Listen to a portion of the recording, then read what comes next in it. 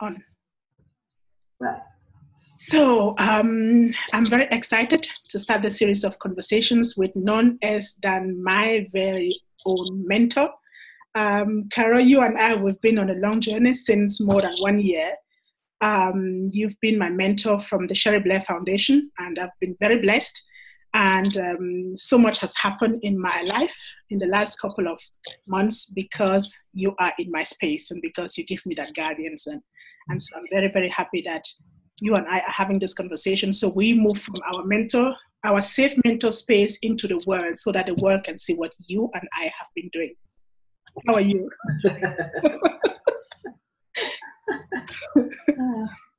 So Carol, will you kindly introduce yourself? Hi, Beatrice, and as watching this, my name is Carol Stewart. I'm from London, UK, and as Beatrice says, I'm her mentor. We've been working together for probably about 1.5 years now, haven't we? Through the Sherry Blair Foundation. I've been mentoring Beatrice on her journey as she's developed this vision into making it a reality. My background is I do coaching and mentoring as a profession. That is my business. I coach women and help them to thrive in their professional development, so to thrive in their careers and businesses, with a particular emphasis on introverts. I have a specialism for introversion because I see that a lot of the corporate world is very much geared towards extroversion, and it's often the case that he or she who shouts loudest gets heard. So your company is called Abounding Solutions? That's right, yes. Abounding Solutions. If you're an introvert and you are a high achiever, or you have the intentions to be a high achiever and you need a mentor, so go online, Google Abounding Solutions, and make sure you speak to Carol, my mentor. Don't take her away from me, though.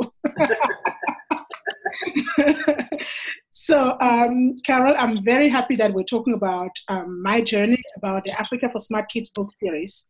It's a book series that is very close to my heart and which came out of nothing and has developed into 7 books and quite a lot of programs around it.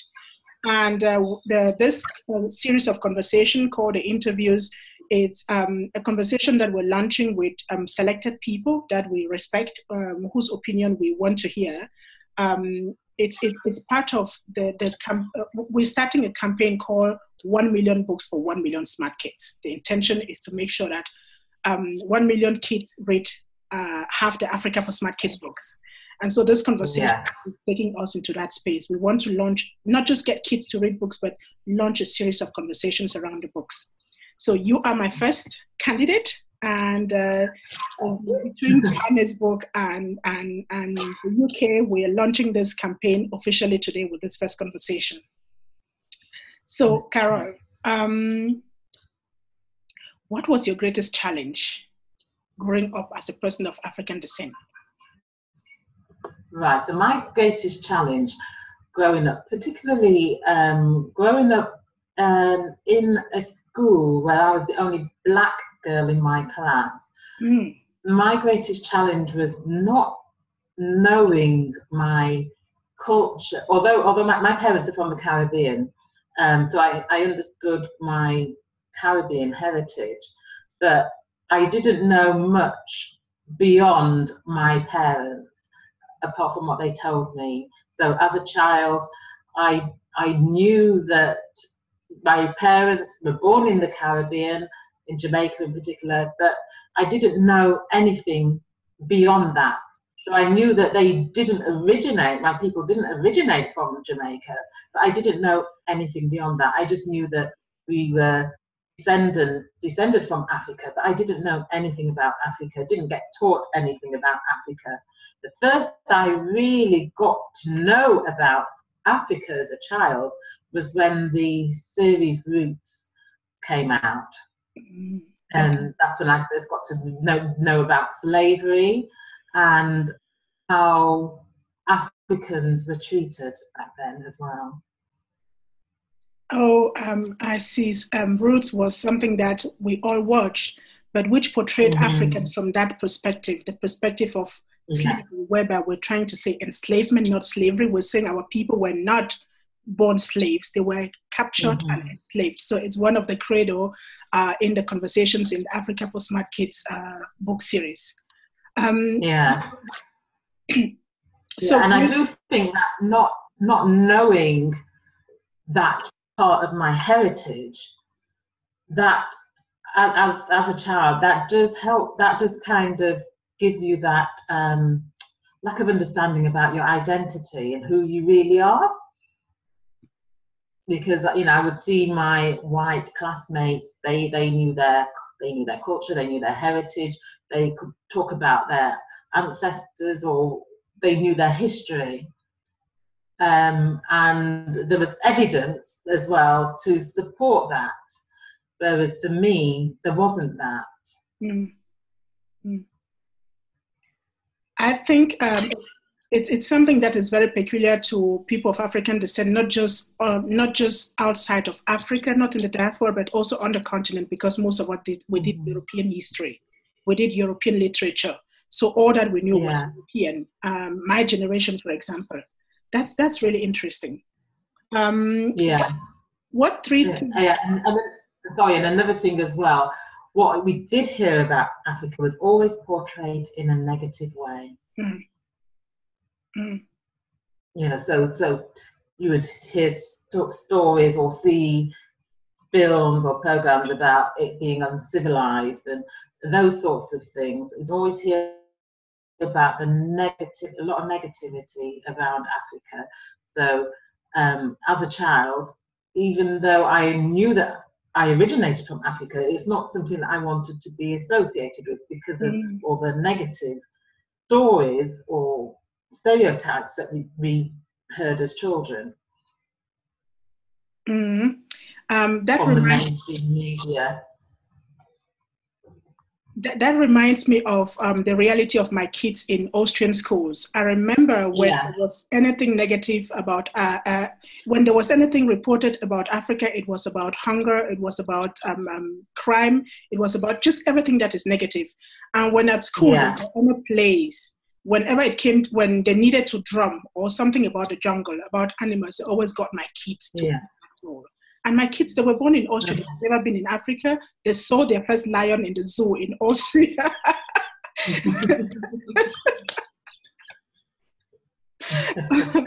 So I get you that sometimes when you get those negative pictures, images about Africa, there are quite a lot of youths that tend to dissociate. They dissociate themselves with Africa, and when they see someone from Africa, they kind of run away. You know, some adults in Austria told me during their school time, they would, when they see another one coming, they were like, just turn away and say, I don't want to be like you. I don't want to be with you.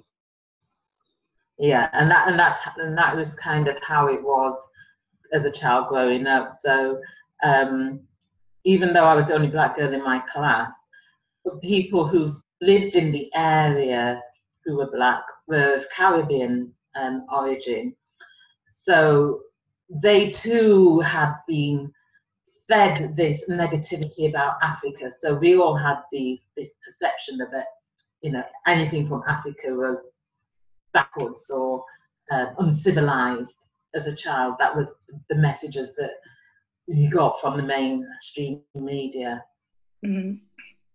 Today you're yourself a parent, and you are an adult, and you work in the corporate world. You've come quite a long journey in your life. Does knowing today, as opposed to then, what does knowing your African identity mean to you today? It makes me feel proud to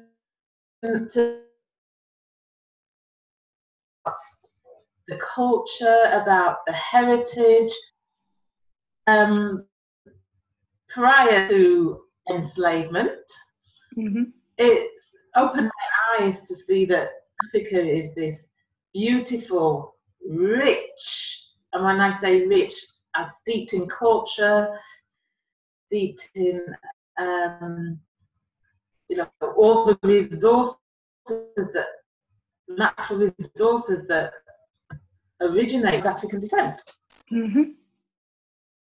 There are quite a lot of them. In one of the books we're talking about, the title is Can the World Exist Without Africa? So in there, we're showing you the role that Africa plays in the world that almost no one talks about. Today, I see there's so many Chinese that are coming to Africa. We have a lot of resources. And when I look around me in terms of who is getting work done, in terms of the handyman, in terms of the skills, when I go to restaurants in South Africa, South Africa is mixed race. When I walk in, I notice that the people that are getting things done are mostly Black people. I mean, the hardcore work is done by Black people. So the question is, take them away from that space, what is going to happen? Take Black people away from that space, what is going to happen? Yes. Take the resources that come from Africa into the industrialized world away, what is going to happen? Exactly. That is yes.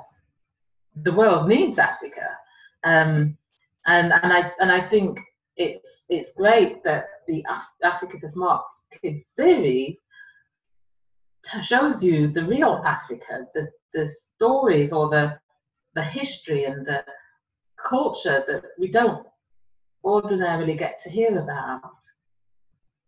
Mm-hmm. You already got us into the Africa for Smart Kids book series. That's right, because even looking myself, it's like, wow, this is kind of educating me as well about Africa that I didn't know. So things around like the cars that are manufactured over there, which was something that I wasn't aware of, and the inventions that have taken place in Africa, which you don't get to hear about because you just hear about the negative stories.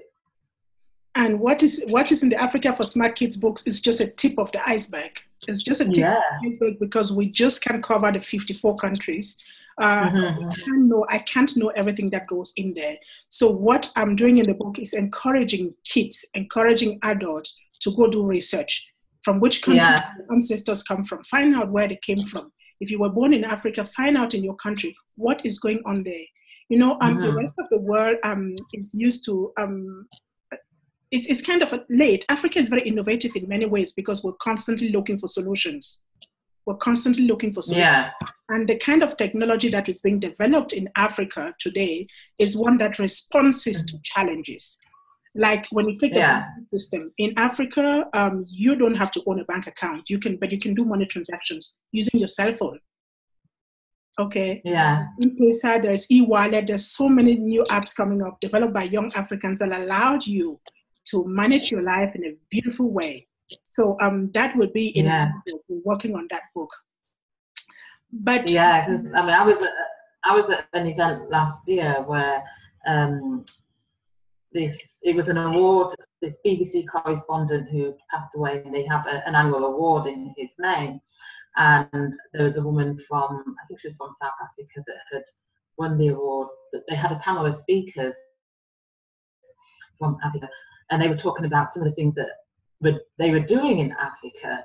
And that in itself was eye-opening to hear the way that technology is being used, and how advanced the technology is, which, like I said, ordinarily we don't get to hear about. The future is happening in Africa, Carol. All you Africans in the diaspora, people of African descent, you should come home. Come see how the motherland looks like. One more thing. When you see, Carol, just talking about the image of African people, the self image, the projected image. When you look at all the flyers of all the NGOs, when you look at all the flyers of all social organizations or whoever, be it in political space, what they all wanting to do something for Africa. Yeah. The end story is, when you turn it around, is people are ending their living using Africans. Okay, especially the Black. Yeah. Okay, that's so right. I'm saying when you take that away, when you take those who are like NGOs, whether they are Doctors Without Frontiers or whoever they are, they all end their livings doing something for Africa, which means even in the misery that they think we are in, we still offer jobs. I can say we pay salaries. That is so true. Someone may be mad at me, but that is the truth. It is. Okay. The Africa for Smart Kids book series, when you hear about it, we've been talking about it, what comes immediately into your mind? I think you said some of the things again, just to sum it up. Right, okay, so prior to knowing you, my response would have been different to what it is now prior to knowing you, but when I sort of think of Africa for Smart Kids, if I sort of think that I didn't know anything about the books or I didn't know you, I think it would probably be just maybe it would be something that's sort of educating children about Africa, about telling them things that they don't know, the things about the history, the culture that they don't know, that they don't get to learn about, particularly over here in the UK, that they don't get to learn about at school. And I would think, yes, it would be a very valuable resource for children. But having read some of the books myself, it is actually a valuable resource for adults as well. So it's not just for children, it's for adults as well. Yeah, even for expatriates who plan to come work in Africa, you want to work in Africa, you have to read some of those books to kind of get an understanding of the space that you're coming into.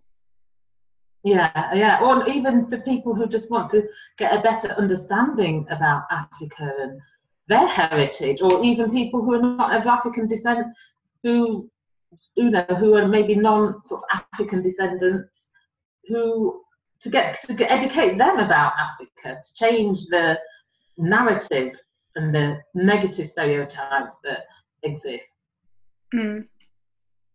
I know your son is quite grown up, but if you were to start it all over again as a parent, what will you do differently in terms of your upbringing with regards to the African background, your African identity and heritage? The Africa for Smart Kids books would have, as soon as he could read, well, even before he could read, he would be looking at those Africa for Smart Kids, and I'd be reading them to him. And I mean, he had more of an awareness than I did, because with my awareness of Africa, I was then able to tell him about Africa as well. So he had more of an awareness than I did. But yes, if I could start again, if I had the Africa for Smart Kids books, I would make them bedtime reading for him and read the books with him. And then as he got old enough to read on his own, let him read them himself, and just let him explore and ask questions, and encourage him to do his own independent research about Africa. There is quite a lot of discrimination and racism that happens around people of African descent, specifically Black people, be it in the US, in Europe, even on the African continent. Do you think the perceptions that people have about Africa, the negative perceptions, has anything to do with the way people of Africa are perceived and treated? Yes, I do think that it plays a part, because of this lack of understanding, this lack of awareness about Africa, and the negative stereotypes that have over the years been fed to people about Africa. And so when where racism does exist, and people look at Black people, they're looking at them from a place of this, what they've been fed, that negativity that they've been fed about Africa. Whereas I think if they got a better understanding themselves and were educated and aware, that would maybe change their perceptions. Mm-hmm.